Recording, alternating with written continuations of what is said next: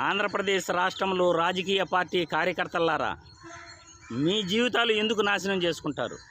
Party ఏదైనా కావచ్చు, నాయకులు బాగుంటారు, పెద్దవాళ్ళందరూ బాగుంటారు, చిన్నవాళ్ళు మాత్రం మీ జీవితాలను మీరు పాడు చేసుకుంటారు.